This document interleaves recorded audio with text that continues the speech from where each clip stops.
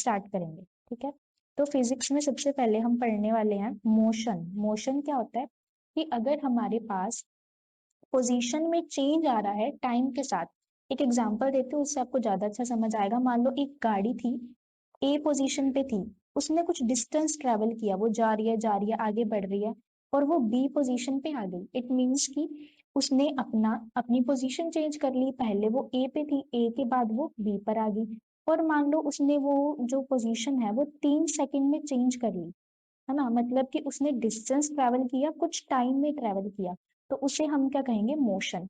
Motion को अगर हम सिंपल भाषा में भी समझें तो बेसिकली ये क्या होता है, ये एक मूविंग बॉडी है। कि अगर कोई भी बॉडी मूव कर रही है, हिल रही है, तो मतलब वो बॉडी क्या है, मोशन में है। मोशन आपको समझ आ गया होगा, मोशन मतलब हिल रही है वो बॉडी। ठीक है, अब नेक्स्ट इसके अंदर हम बात करते हैं स्पीड क्या होता है। Speed is distance upon time. हमें डिस्टेंस तो पता है क्या होता है ना, और टाइम भी पता है क्या होता है। तो उन दोनों के रेशो को, मतलब जब हम उन दोनों को डिवाइड कर देते हैं, तब हमें क्या मिलती है, स्पीड मिलती है। डिस्टेंस किस किस में होता है, हमें पता है किलोमीटर में होता है, मीटर में भी हो सकता है, और टाइम किस में होता है, सेकंड्स में होता है, और आवर्स में भी हो सकता है। एक एग्जाम्पल के साथ समझते हैं। मान लो हमें ऐसे बोला गया कि उस एक बॉडी है जिसने 2 किलोमीटर डिस्टेंस ट्रेवल किया, ठीक है, और 2 ही सेकंड में उसने उस डिस्टेंस को ट्रेवल कर लिया। ठीक है, तो हम इसकी स्पीड कैसे निकालेंगे, हमें पता है ऊपर हमने क्या रखना है, डिस्टेंस, और नीचे हमने क्या रखना है, टाइम रखना है। तो 2 से 2 कैंसिल हो गया, तो हमारे पास क्या बचा, 1। यानी कि इसने 1 किलोमीटर पर आवर की स्पीड से इस डिस्टेंस को ट्रेवल किया है। तो स्पीड आपको समझ आ गई होगी क्या होता है। उसके बाद हम समझते हैं कि वेलोसिटी क्या होता है।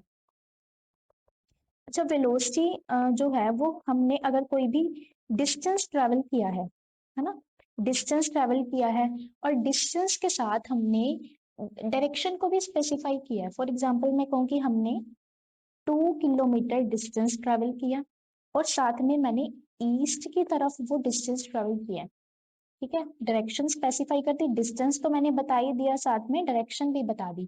तो मतलब ये क्या बता रहा है कि इसके अंदर डायरेक्शन भी आ रही है। स्पीड तो थी ही थी, डिस्टेंस तो इसके अंदर था ही था, साथ में इसके अंदर डायरेक्शन भी आ गई। ठीक है, तो आपको क्वेश्चन कैसे आ सकता है कि स्पीड के साथ अगर डायरेक्शन आ जाए, तो हमने उसमें क्या बताना है कि वो वेलोसिटी है। अगर वो डायरेक्शन को स्पेसिफाई नहीं कर रहा, इट मीन्स कि वो स्पीड है हमारे पास। ठीक है जी, उसके बाद आता है एक्सेलरेशन। अब देखो, वेलोसिटी कब होगी, जब भी स्पीड के साथ डिस्टेंस होगा। तो फिर एक्सेलरेशन कब होगी, जब उसी वेलोसिटी के अंदर चेंज आएगा। मान लो कि हम कह रहे हैं कि वेलोसिटी का फॉर्मूला होता है डिस्प्लेसमेंट अपॉन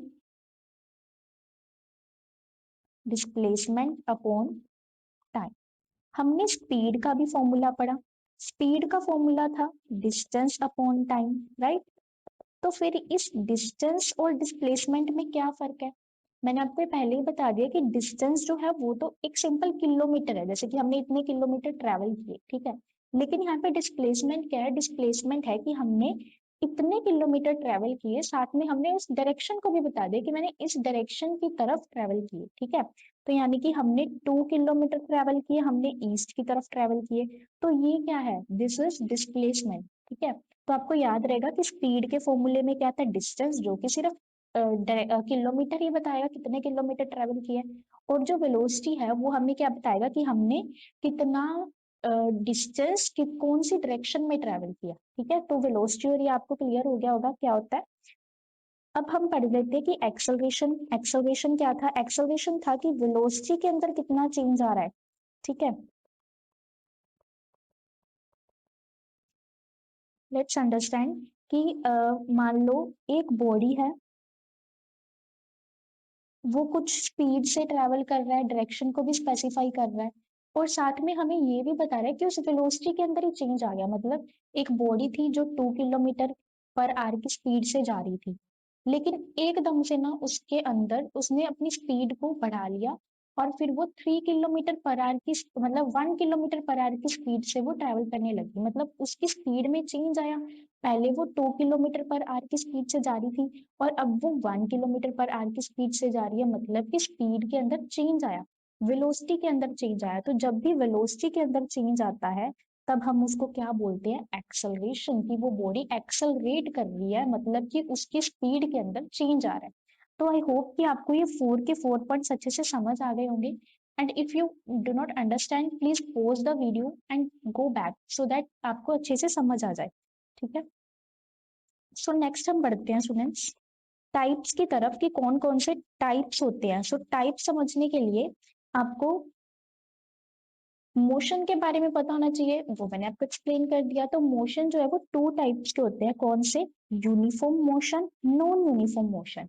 अब हम कब कहेंगे कि बॉडी यूनिफॉर्म है, कब हम कहेंगे कि नॉन यूनिफॉर्म है। बॉडी यूनिफॉर्म मोशन में तब होती है जब वो उसकी स्पीड स्पीड से ही हम उसको करते हैं, जब हम उसकी स्पीड जो रहेगी वो कांस्टेंट रहेगी।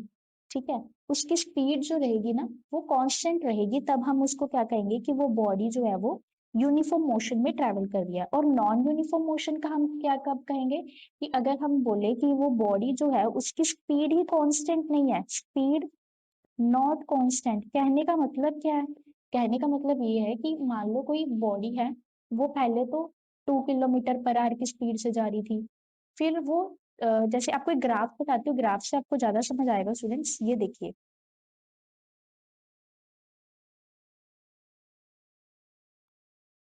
आपको ग्राफ दिख रहा होगा एक, ये देखिए, इसमें क्या है, ये बॉडी क्या बता रही है कि जो ये बॉडी थी ना, ये स्पीड है मान लो, और ये टाइम है। मतलब कि जब ये 2 पे थी तब इसका टाइम भी इसको 2 ही लग रहा था, जब ये 3 पर आ गई तब इसको टाइम भी 3 आवर्स ही लग रहे हैं, मतलब कि सब कांस्टेंट रह रहा है। जितनी पे वो चेंज हो रही है उतनी पे वो चेंज हो रही है ना। तो इसमें मतलब कि ये कौन से ग्राफ को बता रहा है, यूनिफॉर्म मोशन के ग्राफ को बता रहा है। अब हम नॉन यूनिफॉर्म के भी ग्राफ को पढ़ लेते हैं। नॉन यूनिफॉर्म में क्या रहेगा कि कुछ ऐसा जा रहा होगा, कर्व्ड ग्राफ जा रहा होगा, यानी कि पहले तो 2 पे थी, चलो ठीक है सही जा रही है, फिर क्या हो गया, एकदम से ग्राफ के अंदर चेंज आ गया, एकदम से वो बढ़ गई, है ना। तो ये कौन सा मोशन हो गया, नॉन यूनिफॉर्म। तो आपको मेन पॉइंट क्या समझना है, सबसे मेन पॉइंट, इसमें स्पीड कांस्टेंट रहती है, इसमें स्पीड कांस्टेंट नहीं रहती है। अंडरस्टैंड। उसके बाद हम पढ़ लेते हैं laws of motion. Laws of motion is also very important topic. तो इसके अंदर हमारे पास पहले आता है फर्स्ट लॉ। फर्स्ट लॉ क्या कहता है कि अगर कोई बॉडी, आपको इजी वे में मैं आपको बताती हूँ कि अगर कोई बॉडी रेस्ट में है तो वो रेस्ट में ही रहेगी, अगर कोई बॉडी मोशन में है तो वो मोशन में ही रहेगी, जब तक हम उसे बाहर से कोई फोर्स नहीं लगाते। अच्छा, एक एग्जांपल से समझते हैं। मान लो एक स्टोन है, पत्थर है, वो बिल्डिंग की हाइट पे है बहुत बड़ी, ठीक है, और अब वो बॉडी क्या है, वो तो रेस्ट में पड़ी है। हमने उसको जो पत्थर है हमने उसको धक्का भी नहीं मारा ना, मतलब कि वो बॉडी, जब तक हमने उसको धक्का नहीं मारा वो बॉडी रेस्ट में थी। तो फर्स्ट लॉ यही कहता है कि जब तक हम अपना कोई फोर्स नहीं लगाते, उसको कोई धक्का नहीं लगाएंगे, तब तक उस बॉडी में कोई चेंज नहीं आएगा। अब देखो, वो पत्थर था, जब तक मैंने उसको धक्का नहीं मारा उस पत्थर को, तो वो वहीं पड़ा था। इट मीन्स कि अगर हम उस पे फोर्स लगाएंगे तभी वो अपनी बॉडी को चेंज कर लेगा। अगर मैंने धक्का लगा दिया तो वो रेस्ट से वो मोशन पे आ जाएगी। इसका मतलब उसने अपनी बॉडी को चेंज, स्टेट को चेंज कर लिया, रेस्ट में थी तो वो बॉडी रेस्ट पे ही रहेगी, और अगर वो चल रही है तो वो चलती ही रहेगी जब तक हम बाहर से अपना कोई फोर्स नहीं लगाएंगे। तो फर्स्ट लॉ यही कहता है। और जो इनर्शिया है, इनर्शिया भी यही बोलता है। मतलब फर्स्ट लॉ का दूसरा नाम क्या है, इनर्शिया। ये बहुत इंपॉर्टेंट क्वेश्चन है जो पेपर में कई बार आ चुका है कि फर्स्ट लॉ ऑफ मोशन को हम और क्या बोलते हैं, तो हम इसे क्या बोलते हैं, लॉ ऑफ इनर्शिया बोलते हैं। ठीक है स्टूडेंट्स। उसके बाद आता है सेकंड लॉ। सेकेंड लॉ हमें क्या बताता है कि जो फोर्स है वो बराबर है एम ए के। ठीक है, अब ये इसका क्या मतलब हुआ, तो इसको भी समझ लेते हैं कि जो फोर्स है वो डायरेक्टली प्रोपोर्शनल है rate of change of momentum, rate of change of momentum. देखो, ये चीज और ये चीज दोनों बराबर ही है, चाहे आप इसे समझ लो चाहे आप इसे समझ लो, दोनों एक ही है। तो आपको जस्ट मान लो अगर आपको एमसीक्यू फॉर्म में क्वेश्चन आ भी जाता है तो वो ऐसे भी पूछ सकते हैं। तो ऐसा नहीं कि आपको एम ए ही पता है, नहीं, आपको ये भी पता होना चाहिए कि force rate of change of momentum के भी बराबर होता है। अब कई स्टूडेंट्स के माइंड में ये आ रहा होगा कि मोमेंटम क्या होता है। देखो मोमेंटम जो है उसको हम पी से डिनोट करते हैं, इसका सिंबल क्या होता है, पी होता है। और ये किसके इक्वल होता है, मास इनटू वेलोसिटी। इसका नया फॉर्मूला मतलब जो मोमेंटम है वो किसके बराबर होता है स्टूडेंट्स, मास इनटू वेलोसिटी के इक्वल होता है। ठीक है जी। उसके बाद हम समझते हैं कि इसका थर्ड लॉ क्या है। आई होप आपको फर्स्ट और सेकंड लॉ दोनों अच्छे से समझ आ गए होंगे। थर्ड लॉ के बारे में समझते हैं। जो थर्ड लॉ है वो बोलता है कि हर एक बॉडी का इक्वल एंड ऑपोजिट रिएक्शन होता है। फॉर एग्जाम्पल मैं आपको कहूँ, एक फुटबॉल पड़ी थी, ठीक है, मैंने फुटबॉल को धक्का मारा, ठीक है, अब धक्का मारा तो मैंने ये अपना एक्शन किया, मैंने उसको धक्का मारा, ये मेरा एक्शन था। अब उसका आगे से रिएक्शन क्या होगा कि वो जो बॉल है वो आगे बढ़ जाएगी मेरे धक्का मारने से, तो वो उसका क्या हुआ, रिएक्शन हुआ। तो हर एक बॉडी का इक्वल एंड ऑपोजिट रिएक्शन होता है। ठीक है। फॉर एग्जाम्पल आप और भी कई एग्जाम्पल्स ले सकते हो, ठीक है, कि हमने कोई भी एक्शन किया और उस बॉडी ने वो आगे चल पड़ी, बॉल का ही नहीं और भी बहुत सारी एग्जाम्पल्स हो सकती हैं। ठीक है जी। तो थर्ड लो यही बोलता है कि हर एक बॉडी का इक्वल एंड ऑपोजिट रिएक्शन होता है। अब ऑपोजिट कैसे होगा, देखो मैंने तो उसको उस डायरेक्शन के अंदर धक्का मारा, लेकिन वो कहीं भी तो डायरेक्शन में जा सकती है, इधर भी जा सकती है, इधर भी, कहीं भी डायरेक्शन में जा, तो उसका जो रिएक्शन रहेगा वो ऑपोजिट रहेगा। यानी कि एक फोर्स जो होगा वो दूसरे के बराबर तो होगा ही होगा, साथ में नेगेटिव भी होगा। यहाँ पे नेगेटिव का क्या मतलब है कि वो जो डायरेक्शन है ना वो ऑपोजिट बता रहा है, कि इसकी डायरेक्शन क्या रहेगी, ऑपोजिट रहेगी। ठीक है, क्लियर हो गया ये। सो हम नेक्स्ट की ओर बढ़ते हैं। नेक्स्ट हमारे पास क्या टॉपिक है, work, energy and power. So basically work क्या होता है, हमारे पास वर्क का फॉर्मूला रहता है फोर्स इनटू डिस्टेंस। प्रोडक्ट किसका प्रोडक्ट होता है, फोर्स इनटू डिस्टेंस का। डिस्टेंस तो आप जान गए होंगे क्या होता है डिस्टेंस। फोर्स क्या होता है, फोर्स होता है धक्का, है ना, धक्का। या फिर हम इसको कहें कि पुश, पुश इज इसकी इंग्लिश हुई।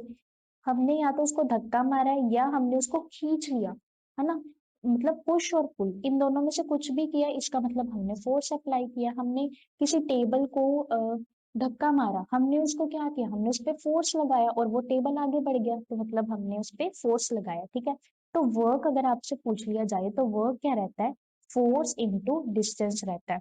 और इसकी यूनिट क्या रहती है, जाउल। फॉर एग्जाम्पल मैं आपको कहूँ, एग्जाम्पल से समझते हैं कि अगर मान लो हमने बोला कि हमने फोर्स लगाया है 2 न्यूटन का और हमने डिस्टेंस लगाया है 2 किलोमीटर का, ठीक है, तो अब वो पूछ रहे कि बताओ वर्क डन कितना है। तो हमें पता है वर्क डन का फॉर्मूला फोर्स इंटू डिस्टेंस होता है। तो फोर्स कितना था, ये रहा 2 न्यूटन, और डिस्टेंस कितना था 2, तो 2 को हमने 2 से किया, कितना आ गया 4।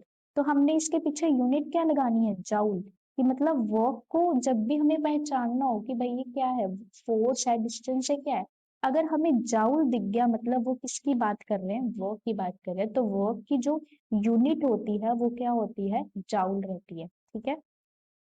उसके बाद एनर्जी के टाइप्स भी हमने समझने हैं कि एनर्जी के कितने टाइप्स होते हैं। तो इसके 2 टाइप्स होते हैं, मतलब कि अब वर्क और एनर्जी एक ही रहते हैं, इसमें कंफ्यूज नहीं रहना कि भाई अभी तो वर्क चल रहा था अब एनर्जी। तो वर्क और एनर्जी दोनों एक ही बात होते हैं। ठीक है। तो इसमें फॉर्मूले में क्या है कि एनर्जी के अंदर हमारे पास सबसे पहले काइनेटिक एनर्जी है और फिर उसके अंदर क्या है, पोटेंशियल एनर्जी है। तो काइनेटिक एनर्जी क्या होता है, सिंपल सी बात है कि अगर कोई बॉडी मूव कर रही है, कोई बॉडी मोशन में है, तो इसका मतलब वो काइनेटिक एनर्जी प्रोसेस कर रही है। अगर कोई बॉडी रुकी हुई है, उसमें कोई भी मोशन नहीं है, वो रेस्ट पे पड़ी है, तो वो कौन सी एनर्जी प्रोसेस करेगा, पोटेंशियल एनर्जी को वो प्रोसेस करेगा। ठीक है।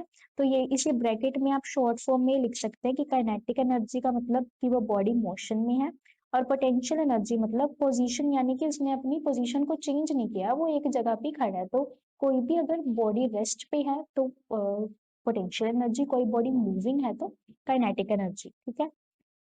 उसके बाद हम समझते हैं कि पावर क्या होता है। पावर का फॉर्मूला रहता है वर्क अपॉन में टाइम। ठीक है, कि कितना वर्क हुआ, वर्क हमने अभी समझा फोर्स और डिस्टेंस होता है, और टाइम तो हमें पता ही है। तो पावर का फॉर्मूला क्या रहेगा, फोर्स अपॉन में टाइम। अब ये पावर की क्या यूनिट होती है, पावर की यूनिट भी मेंशन कर लो। पावर की जो यूनिट रहेगी वो यहाँ पे रहेगी वाट। हमने देखा होगा ना कि इतने वाट बिजली, इतनी यूनिट बिजली बली, है ना। और जो बल्ब्स होते हैं, बल्ब्स के बॉक्स होते हैं, उस पे भी हमें ये दिखाई देता है कि ये इतने वाट का बल्ब है, ये इतने वाट का बल्ब है। ठीक है, तो मतलब वो वाट क्या है, वो पावर को बता रहा है कि इस बल्ब की इतनी पावर है, इस बल्ब की उतनी पावर है। तो पावर का फॉर्मूला क्या है यहाँ पे, वर्क अपॉन में टाइम, कि उसने इतना काम किया, इतने टाइम में किया, तो वो क्या होता है, वो क्या होता है, हमारे पास पावर होती है। ठीक है, उसके बाद हम आते हैं ग्रेविटी पे। ग्रेविटी क्या होता है, ग्रेविटी एक ऐसी चीज है जो अर्थ है ना, अर्थ खींच रही है, कुछ अपनी तरफ से एक फोर्स को एक्सर्ट कर रही है, तो वो क्या होगा, ग्रेविटी। जिस फोर्स से अर्थ ऑब्जेक्ट्स को खींचता है अपनी तरफ, ठीक है, वो क्या होता है, ग्रेविटी। इसको हिंदी में हम क्या बोलते हैं, गुरुत्वाकर्षण। आपने सुना होगा, फेमिलियर हो गया आप इस टर्म से।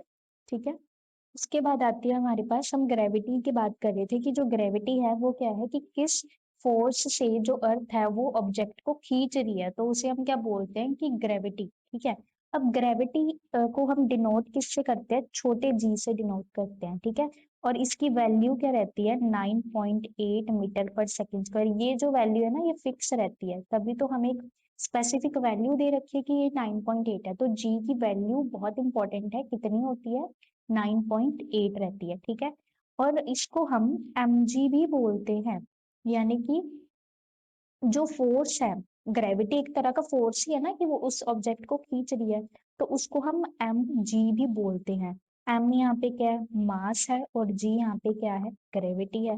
तो फोर्स का फॉर्मूला क्या रहेगा, mg, किसके मामले में, ग्रेविटी के मामले में। ठीक है, आपने एक पहले भी मैंने आपको पढ़ाया फोर्स, राइट, कि F किसके इक्वल होता है, ma के इक्वल होता है। और दूसरा हमने पढ़ा mg, तो ये वाला जो फॉर्मूला है ना, वो ग्रेविटी की टर्म्स में है। ठीक है, और ये वाला फॉर्मूला सिंपल है, जो हमने पढ़ा कि मोशन की टर्म्स में है ये फॉर्मूला, और ये वाला फॉर्मूला ग्रेविटी की टर्म्स में है। ठीक है, और जी की वैल्यू भी आपको पता है कितनी है, यहाँ पर 9.8 वैल्यू है। ठीक है, उसके बाद हम पढ़ते हैं हीट क्या रहता है। हीट आपको पता है कि कोई गर्म चीज है, गर्मैश है, ऊष्मा जिसको हम बोलते हैं। ठीक है, तो और हीट होता क्या है बेसिकली, कि एनर्जी का हमारे पास ट्रांसफर हो रहा है। कहने का मतलब क्या है, कि अगर कोई बॉडी है, उस बॉडी के अंदर हमारे पास केमिकल एनर्जी है।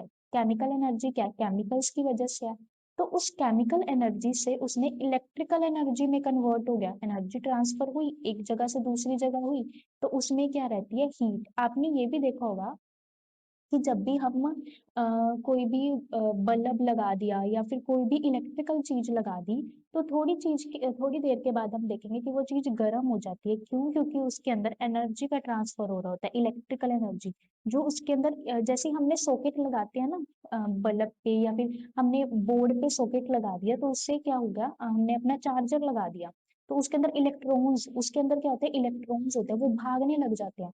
तो भागते गए तो मतलब कि एनर्जी को उन्होंने ट्रांसफर कर लिया, और ट्रांसफर हो गया एनर्जी का, तो उसने क्या प्रोड्यूस कर दी, हीट प्रोड्यूस कर दी।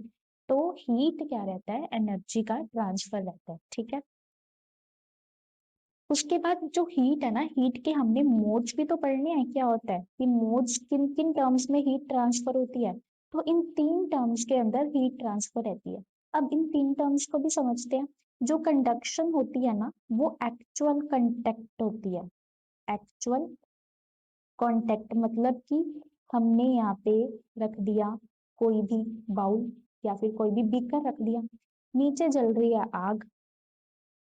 ठीक है, हमने इसको बर्नर पे रख दिया, इसके अंदर क्या पड़ा था स्टूडेंट्स, पानी या कुछ भी केमिकल्स वगैरह कुछ भी पड़े थे। ठीक है, तो हुआ क्या कि अब ये देखो, ये बॉडी डायरेक्ट कांटेक्ट में आ गई, इसके इसको छू लिया, ये आग इसको छू लिया, मतलब कि हीट इसको लग रही है। तो ये वाली चीज क्या है, यहाँ पे कंडक्शन है, कि एक्चुअल कंटेक्ट हो रहा है, मिल रही है वो।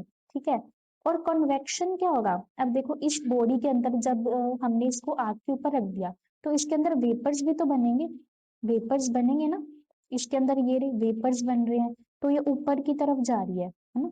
जब भी हीट प्रोड्यूस होती है, जब भी हम पानी भी गर्म रखते हैं, कुछ भी रखते हैं, तो आपने देखा होगा कि वेपर्स ऊपर की तरफ आ रहे होते हैं, नीचे से ऊपर की तरफ उन्होंने अपना लेवल खींच लिया। तो यही जो प्रोसेस है, कि जब वेपर्स जो है वो नीचे से ऊपर आ गए, उन्होंने अपना लेवल इंक्रीज कर लिया, इट मीन्स कि वो क्या शो कर रहे हैं, कन्वेक्शन शो कर रहे हैं। हीट तो है ही, देखो हीट की टाइप्स पढ़ रहे हैं हम कि अगर मान लो डायरेक्ट कांटेक्ट में है तो कंडक्शन है, अगर वो सिंपल राइज कर रहा है नीचे लोअर लेवल से, कन्वेक्शन लिख लो क्या होता है, अगर लोअर लेवल से lower level to high level जा रहा है इट मीन्स कि वो कन्वेक्शन है, ठीक है। और रेडिएशन क्या, रेडिएशन है ये अलग ही रहता है इस टॉपिक से ही, ठीक है। तो रेडिएशन है कि अगर इलेक्ट्रोमैग्नेटिक वेव्स हैं, इलेक्ट्रोमैग्नेटिक वेव्स आपने देखी होंगी ना, कॉम्प्रेक्शन रेयरफैक्शन वाली, जैसे ये रही ऐसी वाली वेव्स आपने देखी होंगी, तो ये कौन सी वेव्स होती हैं, इलेक्ट्रोमैग्नेटिक वेव्स होती है। तो जब इस फॉर्म में हीट ट्रांसफर करती है इलेक्ट्रोमैग्नेटिक वेव्स की, ऐसे ऐसे इस तरह से मूव कर रही है और इसी मूव करने में उसकी हीट प्रोड्यूस हो रही है, इट मीन्स कि वो रेडिएशन को शो कर रही है। तो तीनों टाइप्स आई होप आपको समझ आ गए होंगे। उसके बाद हमने समझना है कि लाइट क्या होता है। लाइट देखो, प्रकाश रोशनी हमें पता है, ठीक है। तो लाइट के कितने लेवल्स होते हैं टोटल, या टाइप्स कितने होते हैं, 3 टाइप्स रहते हैं इसके। पहला रिफ्लेक्शन, दूसरा रिफ्रैक्शन। अब रिफ्लेक्शन क्या है कि जब लाइट, मान लो ये लाइट आई, ठीक है, यहाँ पे कोई सरफेस पड़ा था, इससे बाउंस बैक होके ना वापिस आई, लाइट आई, टकराई, टकराकर वापिस आ गई, मतलब वो क्या शो कर दिया उसने, रिफ्लेक्शन। तो इसकी हम इजी टर्म्स में इसको क्या लिख सकते हैं, बाउंसिंग बैक ऑफ लाइट, कि लाइट टकराकर वापिस आ गई, बाउंसिंग बैक ऑफ लाइट, ठीक है। और वहीं पर अगर हमने रिफ्रैक्शन को समझना हो तो रिफ्रैक्शन क्या होता है, bending of light. What is it, bending of light.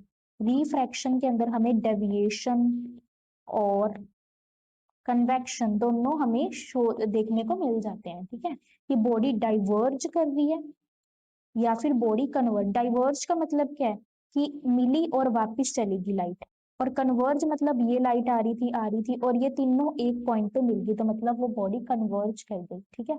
तो रिफ्लेक्शन समझ में आ गया और रिफ्रैक्शन भी समझ में आ गया। रिफ्रैक्शन का मतलब क्या है कि जो लाइट है वो वापिस आ गई, बेंड होके वापिस आ गई, ठीक है। और उसके बाद हम समझते हैं मिरर। मिरर क्या होते हैं, 3 टाइप्स के मिरर होते हैं, इसके जस्ट आप नेम समझो। एक होता है प्लेन मिरर, एक होता है कॉन्केव, एक होता है कन्वेक्स। जो कनकेव मिरर है वो हमेशा वर्चुअल और इरेक्ट इमेज शो करेगा, ठीक है। किस केस में, एक केस में सिर्फ, ठीक है। लेकिन जो कन्वेक्स है ना वो सभी केस में ही वर्चुअल और इरेक्ट इमेज शो करता है। वैसे जो कनकेव होता है वो रियल और इन्वर्टेड शो करता है, रियल एंड इन्वर्टेड। ध्यान रखिए जो कनकेव है वो ऑलमोस्ट केसेस में रियल और इन्वर्टेड इमेज शो करता है, लेकिन एक केस इसका ऐसा रहता है जिसके अंदर ये वर्चुअल इरेक्ट शो करता है। और जो कन्वेक्स मिरर होता है ना उसके अंदर सिर्फ और सिर्फ वर्चुअल ही इमेज शो होती है, कोई रियल और इन्वर्टेड इमेज शो नहीं होती है, ठीक है। वर्चुअल आप समझते हो ना, वर्चुअल का मतलब क्या है कि बॉडी जो है वो उल्टी हमें दिख रही है और उस बॉडी का साइज भी ठीक नहीं है, धुंधली दिख रही है। रियल मतलब हमें अच्छी दिख रही है और सीधी दिख रही है, ठीक है जी। उसके बाद आता है इलेक्ट्रिसिटी। इलेक्ट्रिसिटी क्या होता है, इलेक्ट्रिसिटी सबसे पहले करंट को समझते हैं कि करंट क्या रहता है। करंट, आपको मैंने बताया कि अगर कोई बॉडी में चार्जेस फ्लो कर रहे हैं, इलेक्ट्रॉन्स, मैंने आपको बताया ना बॉडी के अंदर इलेक्ट्रॉन्स भाग रहे हैं, तो उसके अंदर वो फ्लो आ गया उनका, तो उसी फ्लो से क्या जनरेट हो गया, करंट जनरेट हो गया। कि अगर किसी बॉडी में चार्ज फ्लो कर रहे हैं, चार्ज बह रहे हैं, इसका मतलब कि वो करंट है।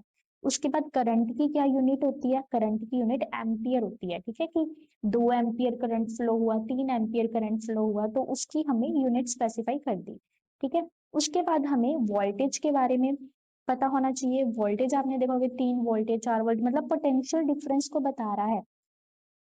वोल्टेज हमें क्या बताता है, देखो इसका फॉर्मूला होता है करंट इनटू में रेजिस्टेंस, ठीक है।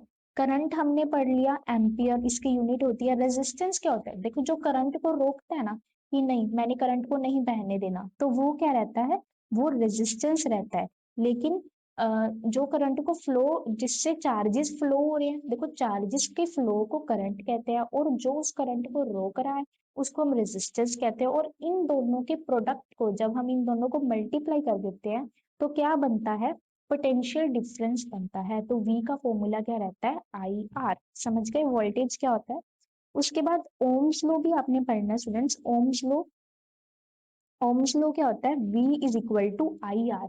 मतलब कि हाँ, अभी मैंने आपको समझाया ना वोल्टेज क्या होता है, तो यही ओम्स लॉ है। तो जो ओम्स लॉ है वो ना किन कंडीशंस के ऊपर वैलिड है, कि मान लो उसके अंदर, ओम्स लॉ के अंदर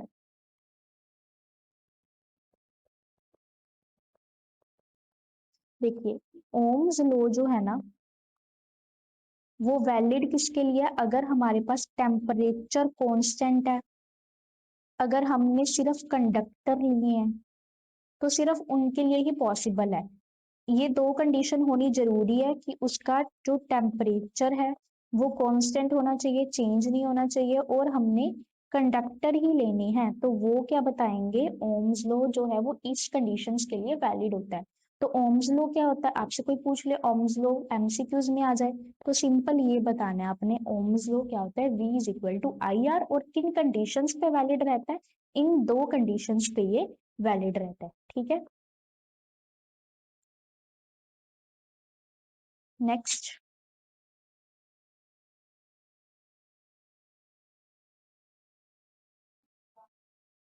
अच्छा, अब आपको, आई होप आपको ये सभी समझ आ गया होगा। ठीक है, और अगर आपको इन सभी टॉपिक्स के अंदर कोई भी डाउट रहता है तो आप कमेंट्स में बता सकते हैं। ठीक है, so thank you for watching my video, और ज़्यादा से ज़्यादा लाइक और सब्सक्राइब करें। Thank you students.